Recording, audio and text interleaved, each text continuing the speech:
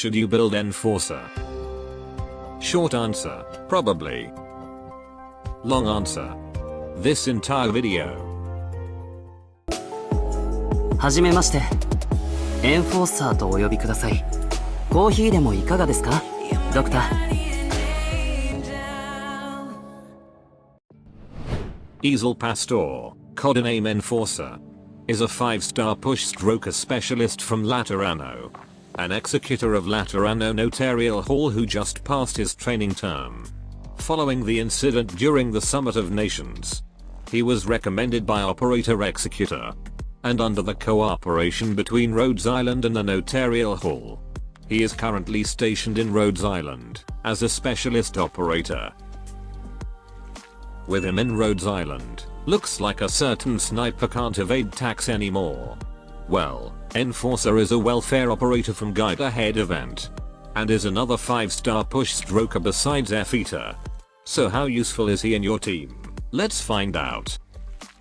As a push-stroker specialist, Enforcer can hit multiple enemies equal to his block count, can be deployed on both ground and range tile, and all of his skills have the ability to push enemy away from his position. As for his general stats, he has a standard stats for a mostly ground unit. When compared to F-Eater, Enforcer has more defensive stats, which is on point, because all of his skills can't deal any damage. And he's certainly not a damager unit, so it's better to give him more defensive stats. Also, because he is a welfare unit, he has more redeployment time and DP cost than other push-stroker. Now moving to his talent. When attacking enemy with a level 3 weight, he will ignore 200 of their defense.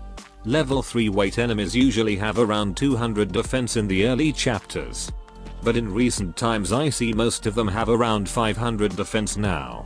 With how low his physical damage potential, this talent doesn't have anything to do with his skills, and it doesn't work to enemy with less than level 3 weight. I'm really questioning Hypergriff's decision for giving him this talent. Now let's see his potentials. As a welfare unit, you can grab all of his potentials from event shop, and get those sweet golden ticket when his event got a run. Although gameplay wise his potentials won't give any significant upgrade. And currently, push-stroker specialists don't have module. Now moving to his skills. I will have to remind you that none of his skills will deal damage to the enemies. His S1 might seems like it, but it was because it is a next attack kind of skill. Now, his first skill, a basic first skill for a push-stroker. He will pushes an enemy away towards his attack direction, and stun the target for a few seconds if the target collides with a high ground. Thanks to his flexibility to be deployed on both ranged and ground tile, it's not really difficult to find a perfect spot to trigger his stun from this skill. And one of the flaw that push-stroker have. If they are positioned on a tile like this, it will completely waste their push skills, because they barely move the enemies away, or delaying them. But Enforcer is different, his skills are still useful even if you place him like this, because he can still stun enemies when they hit the high ground. And his stun is consistent if you manage to find a perfect tile for him. Now moving to his second skill. His second skill is very unique compared to other specialist push skill, because he literally pushes enemies forward from his attack direction, rather than pushes enemies away like all push-stroker did. As you can see here, my Enforcer is facing towards that hole on the left, while enemies are coming from the right, and are getting blocked by him. If we are using Shore or F-Eater skill 2, their skill will simply cannot be activated.